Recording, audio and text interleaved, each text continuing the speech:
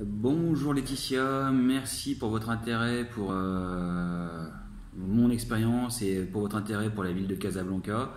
On a discuté ensemble et vous m'avez demandé d'aborder plusieurs sujets. Le premier, c'est le DDC, D2C, qui est un réseau que j'ai fondé il y a maintenant un peu plus de 5 ans, qui est en fait un déjeuner networking mensuel qui va regrouper de jeunes décideurs, jeunes d'ailleurs plus ou moins, basés à Casablanca. Le but du jeu et le but de ce réseau, c'est vraiment de mélanger des gens qui sont de tous horizons, qui viennent de secteurs différents, qui sont de nationalités différentes et qui vont avoir des fonctions différentes. Le but du jeu, c'est d'avoir plutôt des influenceurs, des gens qui ont une capacité décisionnelle dans leur organisation. Euh, Casablanca, c'est une ville qui est absolument gigantesque, mais ça reste aussi un village. Et on a vite fait de fréquenter systématiquement un même groupe de personnes. Donc l'idée, ça a été vraiment de créer un endroit convivial, sans thème particulier, où les différents groupes et les différents réseaux pouvaient se croiser. On a commencé donc il y a 5 ans, et on était 6 à l'initiative de ce projet. Aujourd'hui, on est plus de 35 membres et on a des gens qui sont dans des secteurs d'activité extrêmement variés, puisqu'on a des auto-entrepreneurs, on a des consultants, on a des cabinets de conseil qui sont représentés, on a des dirigeants de filiales locales de sociétés du CAC 40, on a également des sociétés étrangères, des sociétés marocaines qui officient aussi bien dans les FMCG que dans la logistique. Donc vraiment extrêmement variés, avec des directeurs généraux, mais aussi des directeurs commerciaux, encore une fois des consultants, des DRH, etc., etc. Donc l'idée, c'est vraiment que toutes ces personnes-là se retrouvent une fois par mois, sans thème particulier, mais vraiment avec l'idée de se mélanger, de se rencontrer. Et chaque membre permanent est censé nous présenter une nouvelle personne à chaque rencontre. Et c'est plutôt un succès. Aujourd'hui, on a des gens qui viennent frapper à notre porte et qui nous demandent de faire partie de notre groupe. Donc c'est vraiment intéressant et ça a vraiment permis à un nombre d'entre nous soit de trouver des solutions business, soit de développer leur carnet d'adresses, ou peut-être plus simplement de s'implanter de façon plus pérenne dans la vie casablancaise.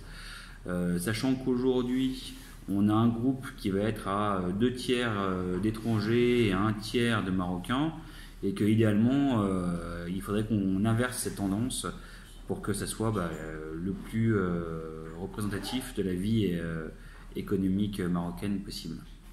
Donc ça, c'est pour le nez des couillons. J'espère que j'étais pas trop dans tous les sens et que l'explication vous convient. Ensuite, aujourd'hui je suis entrepreneur, j'ai un cabinet de conseil RH qui fait essentiellement du recrutement et on avait abordé ensemble la thématique de l'expérience et du retour d'expérience d'être entrepreneur au Maroc.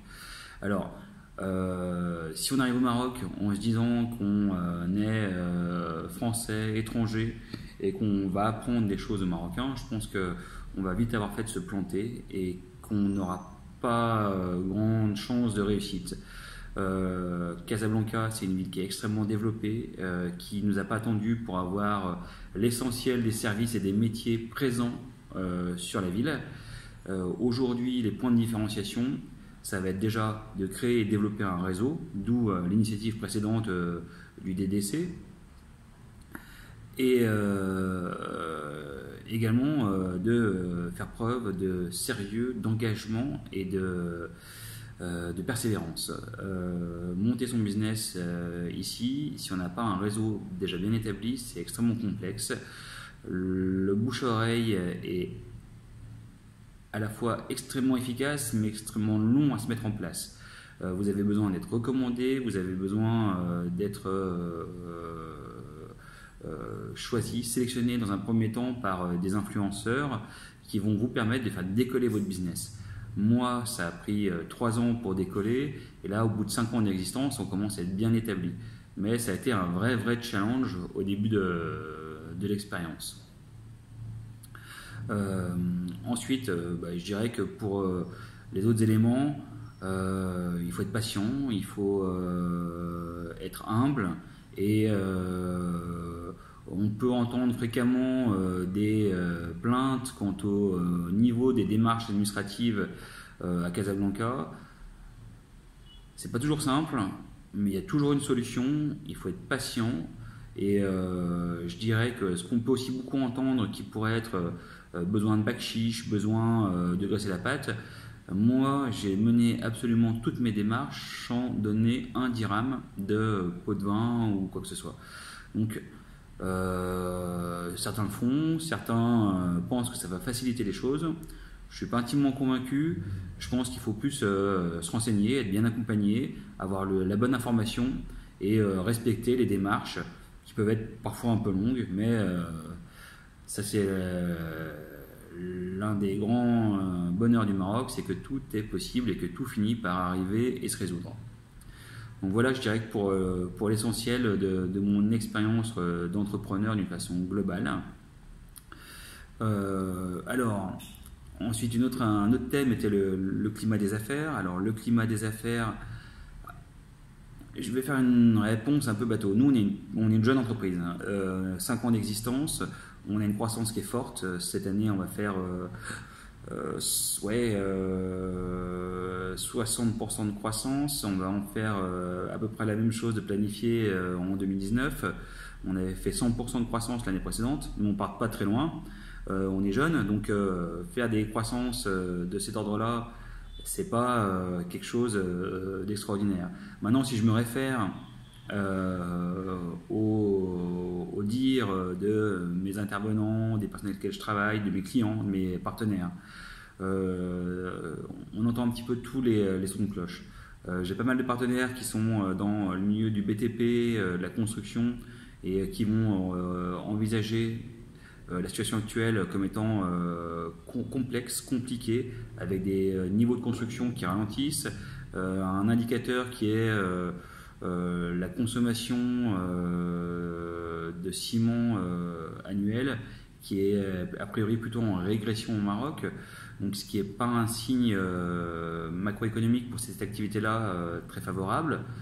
Mais par ailleurs, si vous prenez tous les indicateurs macroéconomiques du Maroc, la tendance est quand même plutôt très bonne, notamment si on compare par rapport à une tendance européenne, où on va être sur des taux d'inflation qui sont tout à fait contenus, mais des taux de croissance qui sont forts, à plus de 4%. Un taux de chômage qui baisse sans discontinuer, et des opportunités d'affaires qui sont existantes et qui ne vont, à mon sens, qu'en améliorant. Alors après, vous avez aussi quelque chose qui est assez nouveau au Maroc, qui est un sentiment, je dirais,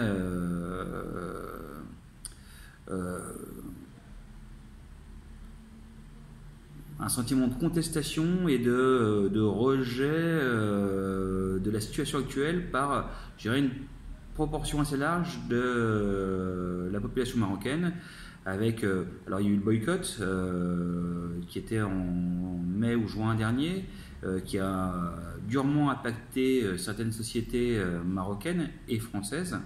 Ça c'est quelque chose de tout à fait nouveau et d'inédit que je n'avais personnellement jamais vu au Maroc. Il y a d'autres éléments qui sont aussi une contestation du pouvoir en place, une contestation d'une certaine sorte d'oligarchie marocaine, ou un sentiment que ce sont toujours les mêmes qui profitent d'une situation économique qui va en s'améliorant. Ça c'est assez récent, assez nouveau, et c'est une tendance qui émerge. Après, où ira-t-elle je suis bien incapable de vous dire. Donc voilà, globalement, je dirais une situation macroéconomique qui est quand même super encourageante, et à côté de ça, un sentiment de contestation qui commence tout de même à poindre au Maroc. Ensuite, alors, une question qui était: dans quel secteur les Français s'installent-ils au Maroc? Alors là,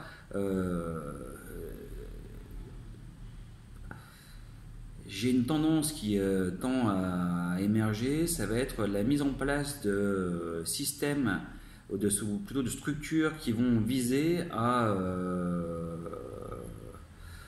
à supporter des activités qui sont initialement des activités sièges. Alors, je vais développer un petit peu.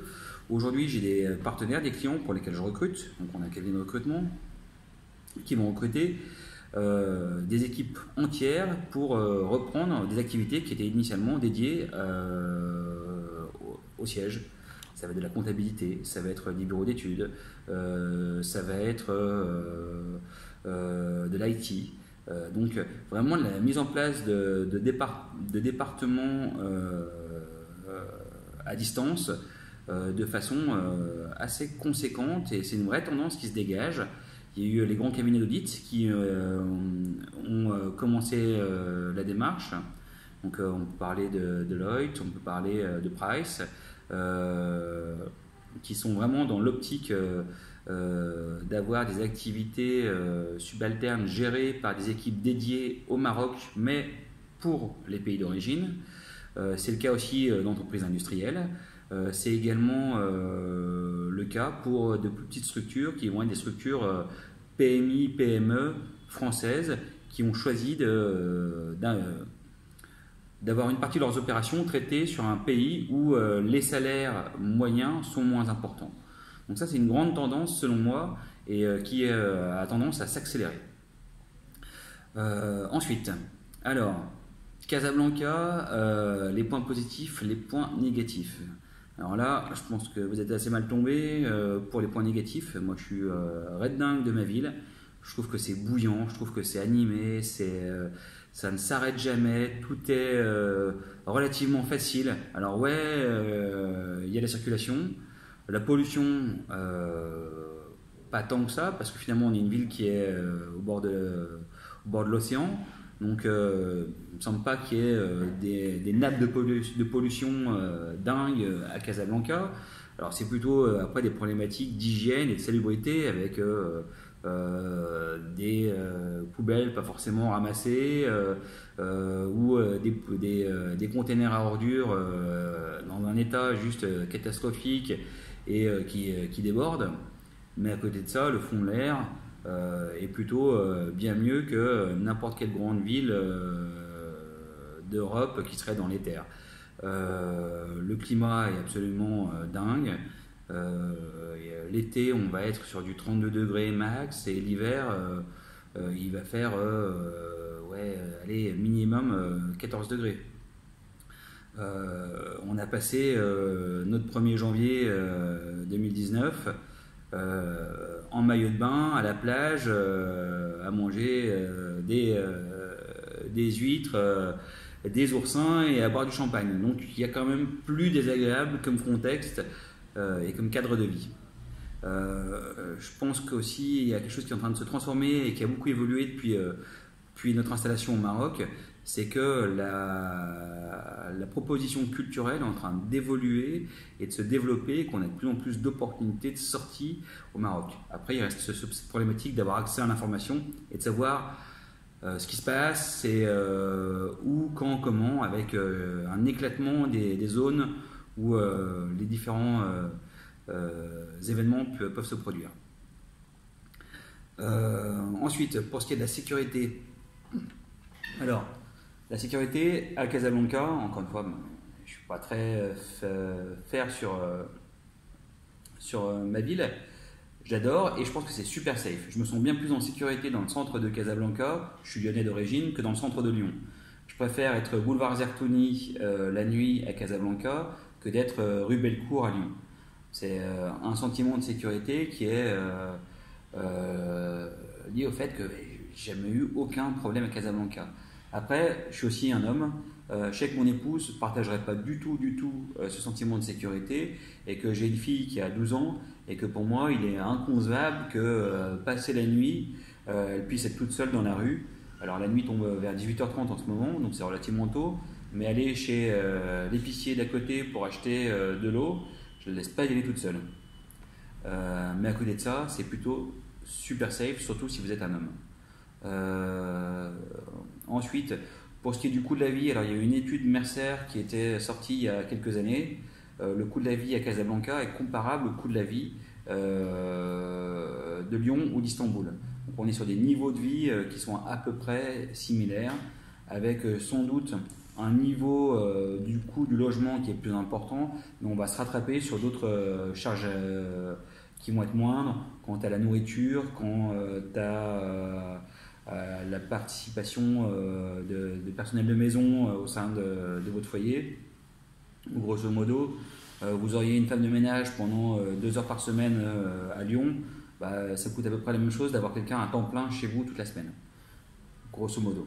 Donc vous avez un niveau de service qui est quand même aussi top, avec des gens qui sont, c'est une grande force du Maroc, c'est quand même des gens qui sont éminemment sympathiques, avec lesquels c'est agréable d'interagir, qui ont énormément d'humour et qui sont surtout d'une gentillesse et qui n'ont qu'une envie, c'est de vous donner un coup de main et de vous aider. Donc ça, c'est vraiment super agréable. Enfin, alors pour ce qui concerne les installations, si vous arrivez par le biais d'une multinationale, c'est pas complètement idiot de vous offrir des services pour trouver tout de suite le bon logement et puis les bons trucs à voir pour obtenir une voiture, un compte bancaire, les papiers, etc. C'est pas idiot parce que c'est pas forcément très simple. Ou alors il faut vraiment se mettre à fond sur les forums, les groupes type Casa Accueil, Casa Nana, qui sont des mines d'informations pour une installation au Maroc. Puis après, à côté de ça, vous avez des sociétés spécialisées qui peuvent vous aider dans l'installation moyennant finance, telles que Maroc Intégration par exemple. Que vous dire d'autre? Ouais, je pense que pour l'installation, c'est pas ce qu'il y a de plus simple, mais c'est tout à fait jouable.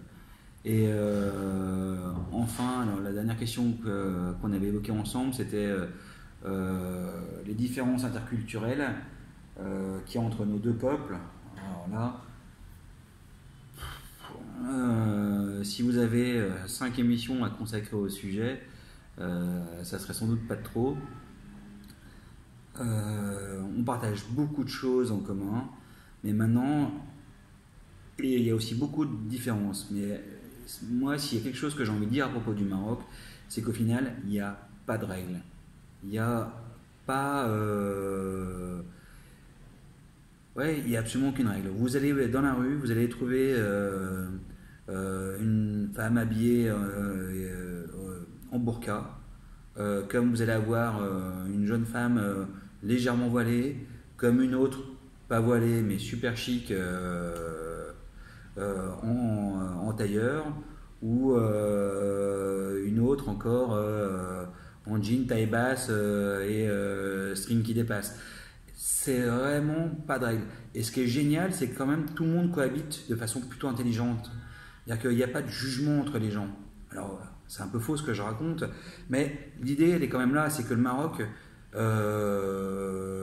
allez pouvoir trouver tout, que tout le monde cohabite ensemble, et que ça n'a pas l'air de poser de problème majeur, que vous soyez voilé, pas voilé, que vous soyez... ouais, je dirais que toutes les opportunités, toutes les possibilités existent. Donc il n'y a pas de règle. Je pense que si on est humble et qu'on est là en étant, je sais pas, en quelque part en étant, en remerciant de nous accepter et de nous accueillir, tout se passe pour le mieux. Les différences qu'on peut avoir sont finalement mineures. Et il y a surtout une frange de la population marocaine qui vit exactement comme vivent les Européens. Donc je dirais que c'est assez facile de sortir, d'avoir une vie mondaine, normale, trouver des restaurants sympas, sortir ou faire la fête. Tout ça, c'est relativement aisé. Donc voilà. J'espère que je n'ai pas trop dépassé. Laetitia, merci 1000 fois encore pour votre intérêt. Une très bonne année et j'espère que cet échange vous aura aidé. Merci beaucoup. Au revoir.